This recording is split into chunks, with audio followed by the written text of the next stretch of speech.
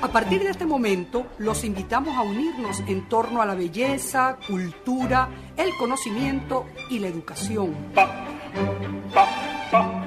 Un minuto con las artes. La Academia en tu Radio, con Susana Benco, Humberto Ortiz, Álvaro Mata y Rafael Castillo Zapata. Por Capital 710, tu radio. Buenos días, amigos de Radio Capital 710 AM. Bienvenidos una vez más a su programa Un Minuto con las Artes, la Academia en tu Radio. Esta mañana estaremos acompañándoles con inmenso placer Nelson Rojas en el control, edición y montaje, Jorge Duque en la producción y coordinación de la estación, y frente al micrófono Susana Benco, Humberto Ortiz, Rafael Castillo Zapata y Álvaro Mata, todos bajo la dirección de Radamés Pepe Lebrón. Bienvenidos, querida audiencia, y bienvenidos, queridos profe, a nuestra cita semanal con la cultura. Bueno, ya el clima de diciembre está asomando, ¿no? Cielo claro, límpido, sin nubes y clima fresco por fin. ¿Cómo los trata la vida, profes Susana, Humberto y Rafa? Hola, buenos días, excelente. Bueno, ya empezando pues el día con mucha energía, con muchas ganas de conversar. Chévere, sí, igual que yo, feliz, feliz día a todos los escuchas y a ustedes también, queridos profes, aquí con ganas de hablar, a ver qué pasa. Bueno, yo nunca me puedo quedar atrás, tengo que reafirmar a mis amigos y afirmar lo que dicen y por supuesto estamos muy contentos de tener al invitado que hoy tenemos, siempre una joya de nuestra selección semanal. Ya nuestro querido Álvaro va a presentar a nuestro invitado y bueno, ya continuaremos conversando con él. Muy contentos de recibir esta mañana en nuestro programa Carlos Palacios, curador y crítico de arte. Carlos es licenciado en Historia del Arte por la Universidad Central de Venezuela, diploma de estudios avanzados en Historia y Crítica de Arte por la Universidad de Barcelona, España, y máster en estudios curatoriales por el Centro de Estudios Curatoriales Bard College en Nueva York. Desde 2005 y hasta 2009, Carlos Palacio fue curador de arte contemporáneo de la colección Patricia Phelps de Cisneros. Entre 2012 y 2019, curador en jefe del Museo de Arte Carrillo Gil en la Ciudad de México, donde curó más de 30 proyectos diferentes, entre otras exposiciones colectivas e individuales. Desde 2011, Carlos ha ejercido la docencia tanto a nivel de licenciatura como de maestría en áreas como la historia, teoría y curaduría en la Universidad Autónoma del Estado de Morelos, el Centro Morelense de las Artes y el Instituto Botticelli de Arte y Restauración en Cuernavaca.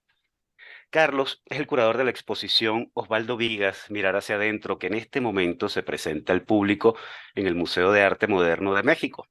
Carlos está desde el año 2010 residenciado en México y bueno, y desde allí ha comenzado a mover todo ese volumen de trabajo genial que vino incubándose desde Venezuela. Bienvenido, Carlos Palacios, a Un Minuto con las Artes.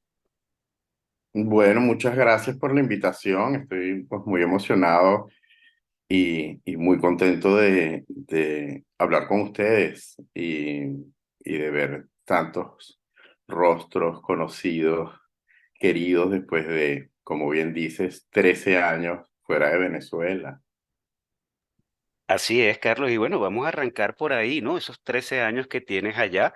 En 2010 te residenciaste en México y en México has desarrollado una disciplinada y constante carrera como curador que ha ido en ascenso, hay que decirlo. Y para poner un poco en contexto a los oyentes sobre algunos de los trabajos que ha realizado en México, hay que decir eso, pues que en 2012 y 2019 fuiste curador en jefe del Museo de Arte Carrillo Gil en Ciudad de México, donde llevaste adelante esos más de 30 proyectos diferentes, y también has trabajado de manera independiente para el Museo Franz Mayer, también en la Ciudad de México, el Centro Cultural Clavijero en Morelia, el Museo Amparo de Puebla, el Centro de las Artes de Monterrey, el Centro de las Artes de San Agustín Etla en Oaxaca, el Museo de las Artes de Sonora en Hermosillo, el Museo de Ciudad Juárez, Museo Pape en Coahuila, Centro Cultural Jardín Borda de Cuernavaca, y vamos a parar aquí, querido Carlos, porque la lista es larga, ¿no? Bueno, me gustaría para arrancar que nos contaras cómo ha sido entrar en el mundo del arte en México, ¿no? ¿Cuáles han sido esas barreras que te has conseguido en un primer momento? ¿Qué es lo que le gusta a los mexicanos en arte? ¿A qué se resisten los mexicanos en arte? Bueno, si bien los venezolanos tenemos el ojo afinado para el abstraccionismo geométrico, no así los mexicanos, ¿no? Cuéntanos tu experiencia allá. Álvaro, ¿cuántas preguntas en una sola? No sé por dónde empezar. Bueno, vamos a comenzar por mi experiencia, que me parece que también puede responder muchas de las preguntas que me estás haciendo. Fíjate que a mí me parece muy interesante lo que me pasó a mí personalmente, porque yo venía, como tú bien dices en la introducción que hiciste sobre mí, de trabajar en la colección Cisneros, en la colección de Patricia Fiel de Cisneros, donde el peso, evidentemente, de la visualidad que generó esa colección estaba en la abstracción geométrica, ¿no? En la relectura del arte concreto y de nuestro cinetismo. Y paso en cuestión de un par de años a una colección cuyo centro es efectivamente la pintura postrevolucionaria mexicana, los grandes nombres del muralismo, el arte figurativo, en fin. Entonces, esos dos cánones fueron así como mi escenario curatorial en muy pocos años. Y realmente, en relación al muralismo y a los grandes nombres del muralismo, yo como curador y como interesado en el arte latinoamericano, sentía una resistencia terrible. ¿Por qué? Porque de alguna manera, y creo que es lo que nos pasa a todos los que trabajamos, los que venimos pues, de nuestra tradición abstracto geométrica. Siempre piensas en esas narrativas un poquito literales, en esas narrativas de buenos y malos, en esas narrativas aparentemente es así, quiero decir, en esas narrativas y en esos discursos que simplifican muchas cosas, ¿no? Sin embargo, poder trabajar con esta colección me abre un mundo fantástico, que es el mundo de la política en el arte y de cómo estos artistas quisieron participar de unas dinámicas políticas muchísimo más intensas, ¿no? Y cómo la obra de arte era una forma de vehiculizar una serie de contenidos y de discusiones intelectuales muy interesantes para el México de los años posteriores a la Revolución, es decir, a partir de los finales de los años 20, prácticamente hasta casi los años 50, ¿no? Y la colección Carrillo Gil, que es esa colección en la que estuve involucrado tanto tiempo, me permitió entender muchísimo, por ejemplo, a partir de exposiciones que viajaron, como la exposición Pendiente, que es una exposición muy interesante, cómo el Estado mexicano, por ejemplo, fue un gran defensor y proyector de su arte, quizás más que el Estado venezolano, ¿no? Y eso me pareció tremendamente significativo. También se generan unas relaciones muy interesantes entre el Estado y los artistas, que en México son muy estrechas, mucho más que en Venezuela. Entonces, todo eso genera como una dinámica, me generó una dinámica muy interesante de estudio, ¿no? Esa exposición que estoy comentando, la exposición pendiente, lo voy a resumir brevemente, es un caso muy interesante que tiene que ver con la colección Carrillo Gil, y es que en el año 73 el gobierno mexicano, para celebrar el tercer año del gobierno de la Unidad Popular de Allende, inaugura o intenta inaugurar o instala una exposición en el Museo de Bellas Artes de Santiago de Chile que iba a inaugurar el 11 de septiembre de 1973, es decir, el día en que Pinochet le da el golpe de Estado a Salvador Allende. Y la exposición quedó instalada en el museo a merced de los ataques, pues, de los militares. De hecho, se balació el museo, se le disparó al museo y quedan ahí los restos de los disparos y del ataque. Quedó a merced de eso, ¿no? Y quedó en suspensión esa exposición, o sea, nunca se inauguró, aun cuando ya estaba instalada. Entonces yo reconstruí esa historia y eso me permitió a mí, documentalmente, efectivamente, hay un buen acervo documental en relación a eso porque es el acervo del curador del momento, que fue una figura muy importante a nivel de la política y de toda esta operación del Estado en relación a la cultura. Y eso que estoy hablando de cómo el Estado y los artistas se involucraron de manera muy fuerte en la proyección de su arte, ¿no? Y de su cultura, básicamente. Entonces, esa exposición, la reconstrucción de esa exposición, que es por eso se llamó la exposición pendiente, es decir, yo inauguré la exposición después de 40 años, la misma exposición, porque además el curador tuvo el tino en el sótano del hotel donde estaba, porque no los dejaban salir, de trazar en un papel la planta de la sala y donde estaban los artistas ubicados, ¿no? Y ciertas series de obras de los artistas, ¿no? Entonces, a partir de esa reconstrucción pudimos volver a hacer la misma exposición, ¿no? Entonces, a fin de cuentas, a mí me pareció tremendamente interesante trabajar con una colección de arte mexicano moderno tan importante. El arte mexicano, la vanguardia, el arte moderno mexicano de los años 20 es un arte tremendamente vanguardista en América Latina, es decir, es un arte que verdaderamente, bueno, opacó de alguna manera todas las experiencias artísticas continentales, precisamente porque tenía como una fuerza bestial, ¿no?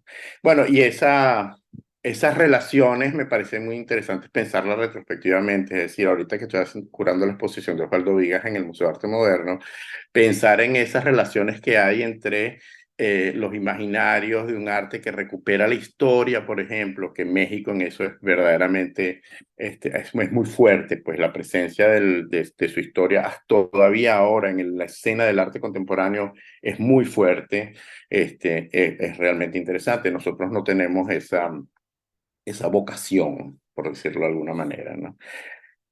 Y bueno, sí, ahí te respondo un poco los intereses del arte mexicano. O sea, yo creo que, o del público mexicano en relación al arte, yo creo que es una sociedad muy abierta ahora, es una sociedad verdaderamente, la Ciudad de México es una ciudad que es sinceramente es lo que podemos entender como una metrópoli de unas dinámicas culturales verdaderamente avasallantes. O sea, es una ciudad que no para en ese sentido, entonces es de una riqueza cultural gigantesca, o sea, siempre están sucediendo cosas. Yo ahorita estoy viviendo a 4 horas en avión de distancia de Ciudad de México, pero necesito la Ciudad de México, una especie como necesito la dosis así intravenosa de Ciudad de México, porque efectivamente es una ciudad que tiene todo y tiene unas dinámicas culturales muy interesantes que pasan por una serie es decir, de contrastes fantásticos. Es decir, por un lado está todo lo que tiene que ver con una cultura popular, riquísima, pero con una cultura muy cosmopolita a su vez, ¿no? Entonces eso es realmente pues maravilloso, ¿no? Tenerlo. Entonces, y habla mucho de cómo hay unas enormes diferencias entre el resto de México y la Ciudad de México, eso hay que decirlo, es decir, la Ciudad de México tiene otro nivel de corrientes culturales que el resto del país no. Entonces, es enorme. Yo no sé qué decir. Es que eso, ¿no?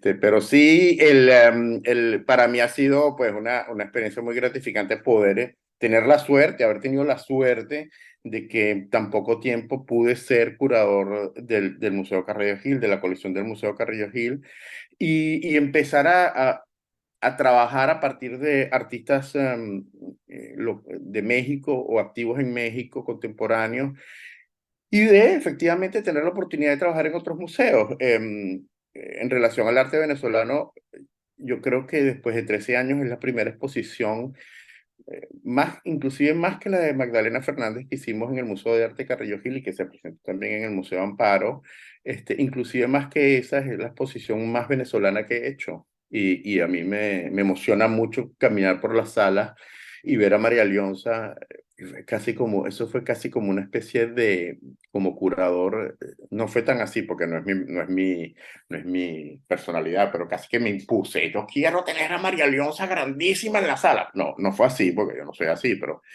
los convencí de que tener las fotografías de Racetti, de los Diablos del Yare, tamaño monumental, de tamaño de persona, pues como yo, como nosotros, ¿no? En la sala y tener a María Leonza de cortina así que avasallaran el espacio era muy importante. Y eso me emociona, evidentemente, o sea, me toca mi fibra sensible de maracayero romántico.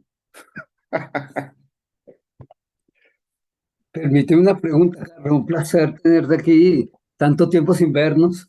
Sí, Es muy simpático vernos por el Zoom. Mira, sí. Carlos, yo quería tocar, justamente estás tocando algo que me parece importantísimo, que creo, por lo que leí y busqué del trabajo que estás haciendo con la exposición de Vigas, es justamente ese tema de la identidad latinoamericana y lo moderno en transposición con lo contemporáneo, ¿no? Hay algo de la identidad dentro de la modernidad, sobre todo latinoamericana, que se hizo como fundamental indagar en la identidad latinoamericana y tocar las vanguardias que se hacían en los años 20, pero tocarlas desde el interés por lo propio, por esa mirada interior que también llamas tú a la exposición, ese mirar hacia adentro, mirarnos a nosotros y jugar con el imaginario ahí, y que toca justamente, supuestamente, el imaginario mítico, o se intentaba, se hablaba incluso de eso, Marta Traba, que también la nombras tú en alguna parte, en uno de esos, el imaginario mítico. Ahora, ¿cómo eso se resuelve en lo contemporáneo ahora? Porque ya ese nacionalismo, lo contemporáneo ya no lo maneja como estilo, por decirlo de alguna manera. Ya no hay estilo Sí, tampoco en lo sí. contemporáneo, no digamos que hay un estilo general. Esa búsqueda tan moderna, tan propia en Latinoamérica, que México fue bandera ahí, ¿cómo se está moviendo en lo contemporáneo? O no se mueve ya no le interesa a nadie dentro de lo contemporáneo, o sea, de los 80 para acá, del 2000 para acá. No. Qué pregunta tan interesante, Humberto, y me alegra hasta la emoción verte. Sí, mira, yo creo que efectivamente lo que sucedió con artistas modernos latinoamericanos, en el caso, y yo creo que la generación de Osvaldo Vigas es la última, quizás, que se propuso este tema de hacer em, lo local y lo interior universal. Yo creo que la él es la última generación, precisamente de eso. Se modifica, ¿no? Es decir, se transforma. Nosotros ya no pensamos en función de eso, efectivamente. Nosotros ya no pensamos que nuestro mundo interior está amarrado a un lugar. Nuestro mundo interior está amarrado a nosotros mismos, a nuestras propias vicisitudes y a nuestras propias situaciones. Pero no deja de ser interesante que países como México, a diferencia de países como Venezuela y de los otros países de América Latina, que es lo que yo quería apuntar también en una parte grande de la exposición, está siempre muy determinado, precisamente, inclusive en nuestros días, por esas historias, ¿no? Es decir, nosotros todavía, a nosotros como venezolanos y a los mexicanos y a los peruanos y a los ecuatorianos, aun cuando nosotros vivimos en una era de la supuesta globalización y de la supuesta redes sociales y de esta hiperconectividad en la que nosotros nos encontramos, todavía tendemos y tenemos nuestras palpitaciones en relación a lo local. Pero lo local no desde un lugar romántico, que creo que estos artistas hasta la generación de Vigas todavía lo planteaban, es decir, esta recuperación desde una cierta, no idealización, pero porque Vigas no idealizó en su pintura ninguno de los relatos a los cuales tocó, que tengan que ver con lo popular venezolano o con lo sincrético venezolano. No hay un problema de idealización, pero es un problema de defensa. Hay una actitud hay una cierta actitud de resistencia. Marta traba en eso, es verdad. Estaba hablando, sí, estaba Perdón. hablando justo, estaba pensando justamente de eso, en la cultura de la resistencia que Marta Traba habla. Exacto, Marta Traba es esas así como defensoras de los artistas que tienen que ver con narrativas de lo local, así como una especie de apuesta, ¿no? Esa generación es la última que yo creo que va a atender ese problema desde ese lugar. En nuestros días eso no ocurre, inclusive los artistas contemporáneos mexicanos que acuden muchísimo hacia las historias de su arte prehispánico, hacia imaginarios en su arte prehispánico, lo hacen desde otro lugar, desde un lugar inclusive más formal, desde un lugar que tiene que ver con una especie de fascinación por la forma, y no tanto por una apuesta política, pues no, la mirada de lo político que está en el arte mexicano, pero está determinado por los contextos locales, ¿no? Entonces eso me parece muy interesante. Evidentemente nosotros, nuestra generación y probablemente las que vengan ya no están tocadas por esa cultura de la resistencia y de la defensa y de la valorización un poco romántica. Quiero decir, no es que su obra sea una celebración de eso, ¿no? Que sí tuvieron los primeros vanguardistas, ¿no? No es los primeros vanguardistas, digo, los primeros artistas del muralismo, ¿no? Que inclusive dentro de eso también había voces muy críticas con la revolución, es decir, José Clemente Orozco, que por cierto se cumple un centenario ahorita, no fue un centenario, perdón, una celebración aniversaria, no sé, en relación a cuál, era un gran crítico de la Revolución Mexicana, era un gran crítico de la cultura de masas, por ejemplo, que de esas, las marchas, por ejemplo, las marchas, digo, las marchas políticas, las caricaturizaba, o sea, él detestaba esa idea de lo masivo, ¿no? Pero bueno, en fin, ellos sí apostaban por una cierta, bueno, celebración. En el arte de Vigas ya no hay una celebración, pero hay una reflexión muy interesante, que nosotros lo vemos desde otro lugar, ¿no? Vamos a hacer una pausa, Humberto. Yo sé que debes tener Ok, más de una, vale. pero debemos cumplir con los compromisos de la radio. Pausa musical y pausa comercial. Pausa musical, vamos a escuchar al inmortal Camarón de la Isla con La leyenda del tiempo. Un poema, bueno, del no menos inmortal Federico García Lorca. Compromisos comerciales de la emisora y continuamos con nuestra conversación con Carlos Palacio. Ya regresamos.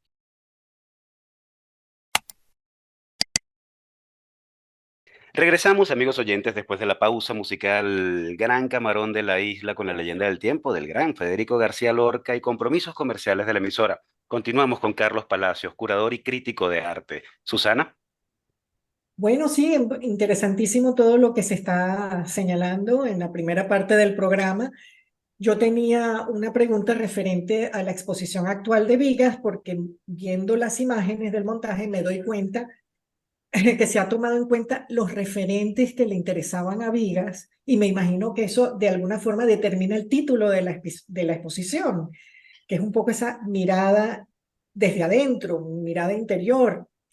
Eh, Hay otra cosa en la conversación, a pesar de que podemos hablar sobre esto que estoy señalando, de esa mirada interior y los referentes y la tradición y toda la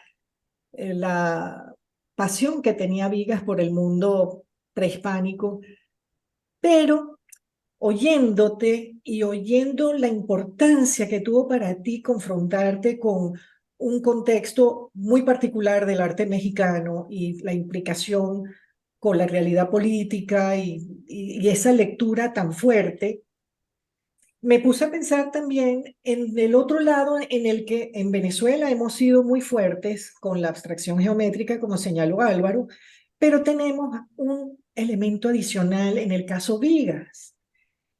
Y es su participación en el proyecto de síntesis de las artes de la ciudad universitaria, que es Patrimonio de la Humanidad, un proyecto en el que él participa, invitado por Carlos Raúl Villanueva, y participa con 4 murales extraordinarios, donde él fusiona precisamente lo local, lo universal, en un proyecto que en verdad podemos decir es universal. Son murales en cierta forma figurativos, pero con formas muy sintetizadas en un proyecto magno, abstracto, que fue lo que predominó en la ciudad universitaria, y es bonito. Entonces, esa unión de lo local con lo universal, lo que es la tradición del muralismo, que en el caso de México, por supuesto, es un referente innegable, referencial en cualquier momento. Pero nosotros tenemos también esa obra de síntesis en el que Vigas fue fundamental también. Bueno, un poquito era uniendo la conversa anterior con esto y bueno, sacándole también la valoración a esa participación de Vigas en ese gran proyecto, como Sí, fue sí. la ciudad No, universitaria. no, sin duda alguna la ciudad universitaria es como la gran obra, ¿no? Mural de Viga. Nosotros, yo por razones estrictamente curatoriales, decidí no incluir directamente la ciudad universitaria. no porque efectivamente, como tú bien dices, estos murales son muy significativos de esa fusión, ¿no? De esa lectura muy sintética que hace de lo figurativo y con elementos que vamos a ver también en otros artistas del momento, como Wilfredo Lam. El mural de Wilfredo Lam de la Ciudad Universitaria es verdaderamente, bueno, es una belleza, ¿no? No está en el Instituto de Botánica, en el Jardín Botánico.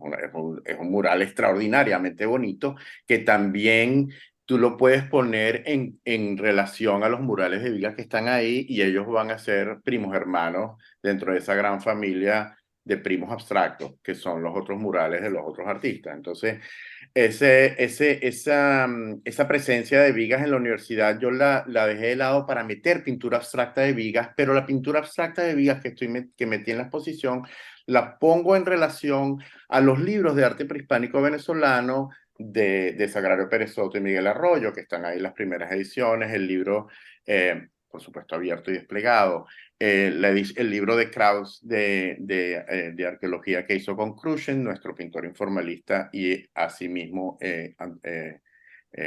gran investigador del arte prehispánico, y en relación a figuras, a Venus de Tacarigua que tenemos en la sala. Nosotros, yo hacía muchas bromas con las Venus de Tacarigua porque efectivamente cuando estábamos montando la exposición, el Museo de Arte Moderno está a distancia caminable del Museo de Antropología de la Ciudad de México, que te recibe una pieza prehispánica, un Tlaloc, que es el dios de la lluvia, monumental, gigantesco, y nuestras Venus de Tacarigua, portátiles y de bolsillo, nuestras pocket diosas, diosas de bolsillo, que para nosotros son la imagen, es decir, de niño nosotros teníamos en nuestro imaginario a las Venus de Tacarigua como nuestro pasado prehispánico, es decir, es una cosa muy fuerte para nosotros, pues cuando las sacaron de las cajas para ponerlas en las vitrinas, estos museógrafos dirían, bueno,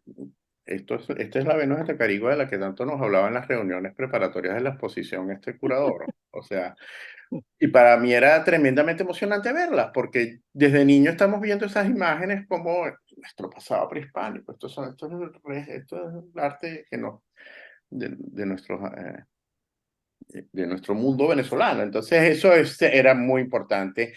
Pero la abstracción de Vigas en relación a los pedazos que están dibujados, ilustraban los libros de arte prehispánico, es una conexión extraordinaria. O sea, yo creo que la abstracción de Vigas, y efectivamente en relación, hay un muro de la exposición donde está obras de Torres García, de Carlos Mérida y de Francisco Mato, es decir, el Taller del Sur, en relación a la abstracción, a las primeras cuadros abstractos de los años 50 de Vigas, y hay una conexión visual y una correspondencia inmediata. Pero la correspondencia que a mí me parece interesante es entre cómo los dibujos, los esgrafiados que hacían los indígenas venezolanos en sus piezas de barro, en su cerámica utilitaria, está en conexión con lo que hace Vigas. A mí esa me parecía una conexión mucho más directa.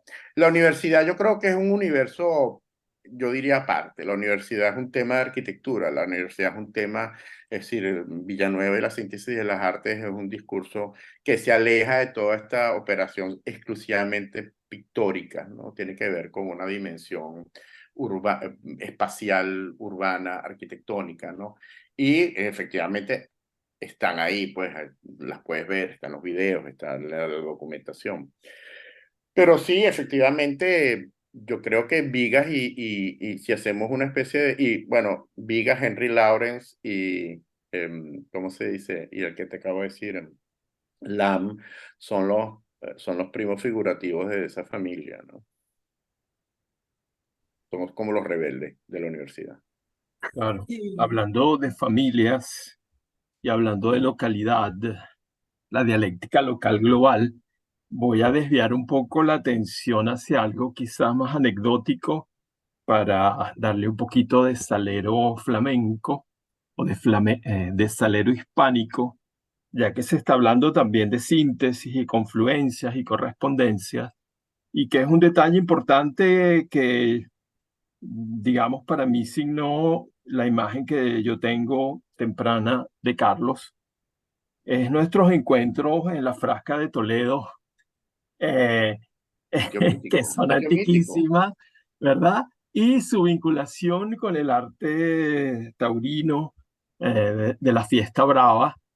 Y bueno, él acaba de decir que es maracayero. Y no en balde hay una gran tradición taurina en Maracay y eso es muy local, eso es muy local, o sea, lo local no ha desaparecido de la experiencia contemporánea porque estamos siempre atravesados de las raíces y las raíces salen cuando menos lo esperamos. Y en este momento yo creo que sería oportuno, ya que Vigas también se vincula a la tradición prehispánica, tú te vinculas personalmente como sujeto, como ciudadano con la tradición hispánica, no la prehispánica, sino la hispánica, ¿verdad? Y Sí. tu misma facha física, es muy hispánica, ¿no? Con esa barba que tienes ahora, parece un señor del siglo XVII, un caballero asturiano o andaluz, quizás, ¿verdad? Para que nos hablaras un poquito de lo que significa para ti o ha significado para ti la fiesta taurina, siendo que Maracay era como el centro también antropológico y social de la fiesta brava en Venezuela, ¿no? Con la gran maestranza de Maracay y la afición por los toros y los grandes toreros que surgieron de ahí, de esa comunidad. Bueno, hablarnos un poquito de esa pasión por lo español que hay en ti, si tiene algo que ver con la familia, si tiene que ver con, no sé, con tus afectos que no sabes de dónde vienen, porque, por ejemplo, yo amo el flamenco y yo no tengo ningún vínculo directo con España, así que lo sepa genealógicamente. Sin embargo, hay algo en mí, mi inconsciente, que se despierta inmediatamente cuando yo oigo un cante. Es como si me hablaran desde lo arcaico de mi experiencia desconocida, pero hay algo que me saca de mis casillas, como lo que el propio García Lorca llamó el duende. A Ujú, mí me entra el duende cuando yo oigo un cante. Y no me pasa lo mismo con la fiesta brava. He sido ujú, muy escéptico toda ujú. mi vida con respecto a eso, ¿verdad? Con lo Sí, que significa. Pero cada vez más estoy aproximándome a una comprensión eh, de lo que el significado ritual, ceremonial que tiene esa fiesta, que es el sacrificio de un animal, ciertamente, y tanta laraca que se forma en el mundo sí, por el sacrificio de los toros y el, y bueno, toda la cosa que parece crueldad, etcétera, sí, etcétera, sí, y sí. que tiene un trasfondo ritual, bueno, potentísimo. ¿Quisieras hablar un poquito de eso?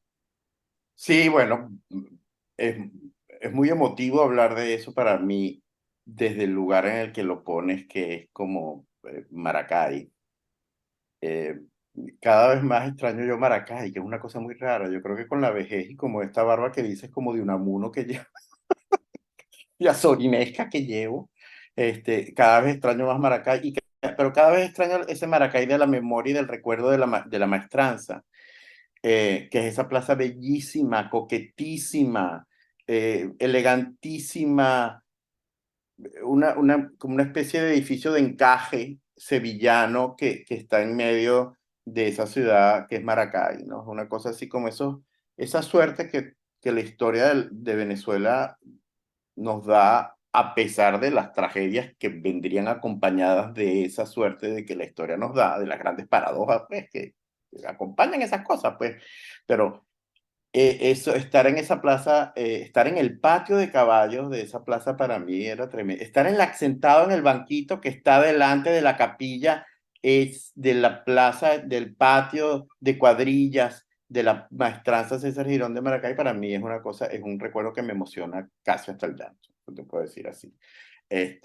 Yo alguna vez dije que yo quería que mis cenizas las tiraran en el albero de la plaza de la maestranza César Girón de Maracay. En fin, eso me para los pelos, bueno, como se dice vulgarmente. Pero sí es cierto que la tauromaquia es difícil de explicar simplemente con palabras. Es como el flamenco. Es difícil explicar el flamenco. El flamenco es una forma de expresión ciertamente musical que deriva no tanto de una tradición de composición y de todo ese lenguaje que utilizan los músicos, sino más bien de una cosa muy visceral. Y lo visceral del flamenco es en el fondo una cosa que te conectas o no. Es decir, tú no puedes convencer a alguien que le guste el flamenco. Tú puedes convencer a alguien que le guste la música de Vivaldi, el barroco. Tú puedes convencer a alguien que le guste el clavicordio, ¿no? Mira, atiende esto como el flamenco es más difícil, el flamenco es una cosa de sangre. Y los toros tienen algo de eso también. Es decir, hay una bella literatura alrededor de los toros, todos lo sabemos, grandes ensayos, grandes poemas, pero es difícil convencer a alguien, y más en nuestros tiempos donde se anestesia absolutamente todo, ¿no? Es decir, eso, yo soy muy escéptico con el futuro de la fiesta brava en ese sentido, pero para mí es otra forma de arte tan valiosa como la pintura. Es decir, cuando tú ves una buena corrida de toros, tú estás viendo un ejercicio reflexivo en relación al espacio, a la forma, al equilibrio, a la belleza del movimiento y de un movimiento que es efímero, que desaparece. Y es una bella preparación de la muerte de un toro, ¿no? O sea, nosotros convivimos con la muerte todos los días, ¿no? Es decir, es algo inevitable. A la gente la gente confunde el público de los toros como si fuera un concierto de Britney Spears. Y es otra cosa. Es decir, el público que va a los toros no va como si... Los ecologistas y los que atacan la corrida de toros piensan que uno va como si estuviera celebrando un concierto de Britney Spears. Uno va desde otro lugar. Es decir, el público de los toros, como el público del flamenco, la gente que escucha flamenco lo escucha desde otro lugar, que no es el del público de Britney Spears. Entonces, lo que se ha impuesto es esa especie de cultura que banaliza todo. Y entre esa banalización está la de la corrida de toros, por supuesto. Pero yo en relación y el origen de mi fascinación por los toros, por supuesto, viene de familia. Es decir, mi padre era un gran Maracay, vivió en Maracay, mi mamá, que es gallega, por cierto, ¿no? Que no es un territorio muy fértil en tauromaquias. También era una gran aficionada a los toros viviendo en Maracay, pues la gente en Maracay pues iba a los toros los domingos, ¿no? Entonces, bueno, pues alguna vez fui de niño, no recuerdo si específicamente que vi o que no recuerdo, no tengo tanta esa memoria archivística de los aficionados verdaderos, que yo vi al torero tal en el tal cosa, no, yo tengo momentos, ¿no? Así como imágenes de grandes corridas que fui. Ahorita estoy muy lejos de los toros y sufro porque solo los puedo ver por televisión,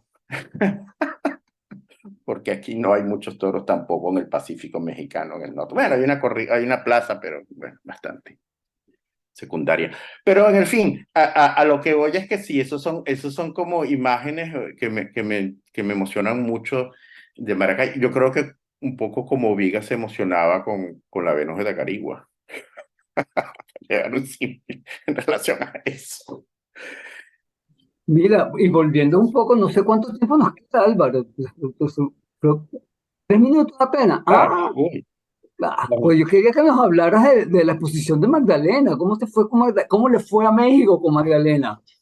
in- increíble, Era Fernando, yo adoro esa increíble. exposición. Bueno, increíble, es la otra cara de la moneda de la exposición de Vigas, por eso es que fue fascinante estos últimos años, porque yo nunca había pensado que iba a ser una exposición sobre Venezuela en México, jamás.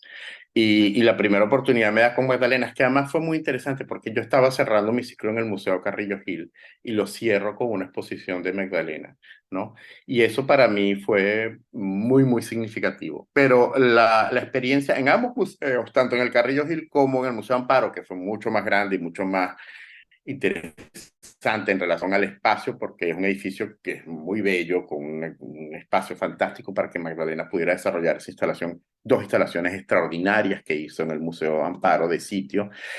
Fue muy interesante. Y a Magdalena, yo creo que la experiencia aquí en México es verdaderamente enriquecedora, para ella misma además, ¿no? Creo que lo que está haciendo ahorita, lo que se está exhibiendo ahorita en Morelia es muy significativo de ese contacto con México, ¿no? Esas experiencias con bailarines y con compañías de danzas en el bellísimo edificio renacentista del Centro Cultural Clavijero de Morelia, ¿no? Donde ella hizo esta experiencia de geometrizar el cuerpo de los bailarines en relación a las mariposas, que es un ícono del estado de Michoacán, porque es el sitio donde viajan estas inmensas nubes de mariposas.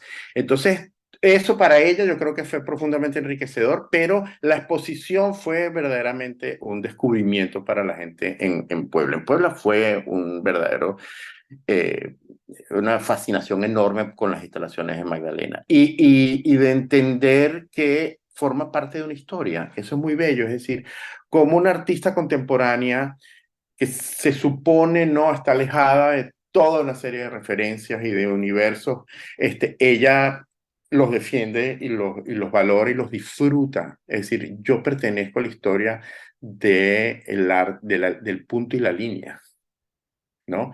Y que la gente disfrutó sensiblemente ese arte de Magdalena Fernández, que a mí me parece muy interesante, ¿no? No tanto como un artista, digamos, en México, el arte geométrico, como decían ustedes, no sé si Rafael o tú, Humberto, decían que, bueno, es un país que está bastante alejado de eso, pero ahorita ya no tanto, ¿no? Y eso es interesante, pero la gente disfrutó muchísimo precisamente ese formalismo de la obra de Magdalena, ¿no?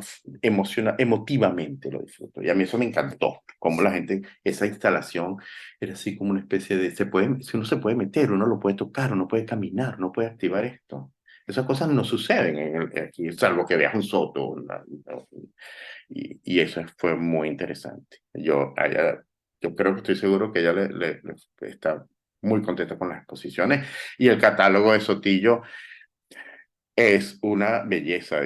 Cada vez que lo veo, al principio yo quedé un poco en shock, pero cada vez que lo vuelvo a ver, digo, este es un buenísimo catálogo. Y es decir, el típico ingrediente del arte venezolano para la historia de la visualidad en América Latina. Esta gente es rompedora y esto es una cosa muy rara que sorprende. Aquí no, la gente se quedó un poquito sorprendida de ese catálogo. Curadores, colegas, amigos míos mexicanos dijeron, ¿qué es esto? ¿No? Y eso a mí me encanta, que la gente diga eso. Es un poco como el flamenco. Eso suele pasar con Pero esto los es música. trabajos del querido maestro Álvaro Sotillo, ¿no? Sí, Álvaro Carlos, Sotillo. lamentablemente se nos ha acabado el tiempo, Carlos, en esta conversa tan grata. Qué gusto haberte tenido esta mañana en el programa. No, gracias a ustedes, gracias a esas preguntas que me emocionaron mucho por recordarme Maracay, por recordarme, bueno, mi país. Esto es curioso, después de 13 años estoy así como teniendo como demasiadas evocaciones con Venezuela, desde la exposición de Magdalena Vigas y ahorita ustedes con sus preguntas tan emotivas, tan flamencas.